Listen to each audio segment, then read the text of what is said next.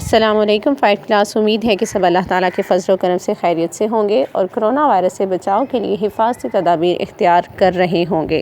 5 class, کل ہم نے سبق ایک گائے اور بکری کے مشقی سوالات حل کیے۔ آج ہم نظم ایک گائے اور بکری کی تشریح کریں گے۔ پہلا بند ہے: ایک چراگاہ ہری بھری تھی کہیں، تھی سراپا بہار جس کی زمیں، کیا سما اس بہار کا ہو بیاں، ہر طرف صاف ندیاں تھی رواں، ٹھنڈی ٹھنڈی ہوائیں آتی تھیں، طائروں کی صدائیں آتی تھیں، کسی ندی کے پاس ایک بکری چرتے چرتے کہیں سے آ نکلی، جب ٹھہر کر ادھر ادھر دیکھا، پاس ایک گائے کو کھڑے پایا، پہلے جھک کر سلام کیا، پھر سلیقے سے یوں کلام کیا۔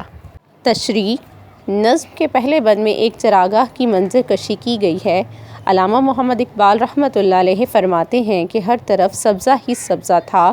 اس چراگاہ کی زمین بہار کا منظر پیش کر رہی تھی، جس میں مختلف قسم کی صاف ندیاں بہہ رہی تھیں۔ انہی ٹھنڈی ٹھنڈی ہواؤں میں پرندوں کی آوازیں بھی آ رہی تھیں، یعنی وہاں پر پرندے بھی چہچہا رہے تھے۔ اس چراگاہ میں کہیں سے ایک بکری بھی چرتے چرتے آ گئی۔ ادھر ادھر نظر دوڑائی تو دیکھا کہ قریب ہی ایک گائے بھی اپنا پیٹ بھرنے میں مصروف ہے۔ بکری نے پہلے ادب و احترام کے ساتھ سلام کرتے ہوئے اس کی خیر و عافیت پوچھی۔ بند نمبر 2: کیوں بڑی بھی مزاج کیسے ہیں، گائے بولی کہ خیر اچھے ہیں، کٹ رہی ہے بری بھلی اپنی، ہے مصیبت میں زندگی اپنی، آدمی سے کوئی بھلا نہ کرے، اس سے پالا پڑے خدا نہ کرے، دودھ کم دوں تو بڑبڑاتا ہے، ہوں جو دبلی تو بیچ کھاتا ہے، اس کے بچوں کو پالتی ہوں میں، دودھ سے جان ڈالتی ہوں میں، بدلے نیکی کے یہ برائی ہے، میرے اللہ تیری دہائی ہے۔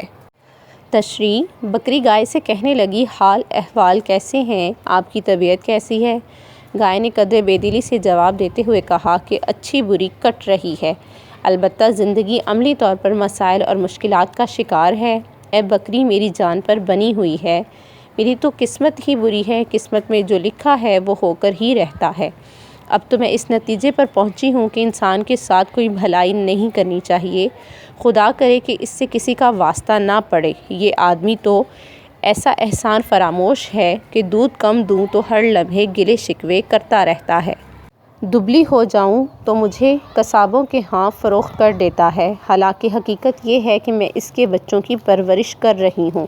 میرا دودھ نہ ہو تو اس کے بچے بھوکے مر جائیں، لیکن اس نیکی کے بدلے وہ برائی کے علاوہ کچھ نہیں کرتا۔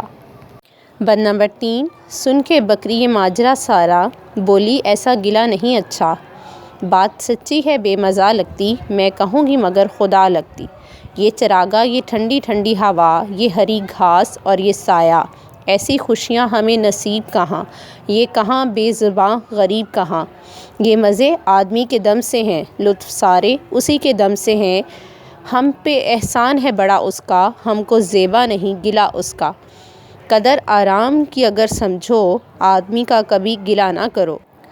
تشریح: بکری یہ سارا ماجرا سن کر کہنے لگی کہ اس انداز کی شکایت اور گلہ مناسب نہیں، ہر چند کہ سچ بات کڑوی لگتی ہے، لیکن میں سچ کہے بغیر نہیں رہ سکتی۔ یہ تو بتائیے کہ یہ جو ہری ہری گھاس آپ چر رہی ہیں اور وہاں جو سایہ دار درخت ہیں، کیا یہ محض آدمی کی محنت اور مشقت کے سبب وجود میں نہیں آئے؟ اور کیا ہم غریب اور بے سر و سامان مویشی ان سے فائدہ نہیں اٹھا رہے؟ یہ آدمی ہی ہے کہ جس کے دم سے ہمیں یہ سہولیات میسر آئی ہیں، ان کے دم ہی سے ہم زندہ اور آباد ہیں۔ ہمیں انسان کا شکر گزار ہونا چاہیے۔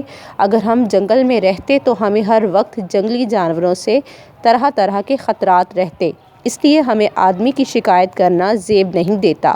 بند نمبر 4: گائے سن کر یہ بات شرمائی، آدمی کے گلے سے پچھتائی، دل میں پرکھا بھلا برا اس نے، اور کچھ سوچ کر کہا اس نے، یوں تو چھوٹی ہے ذات بکری کی، دل کو لگتی ہے بات بکری کی۔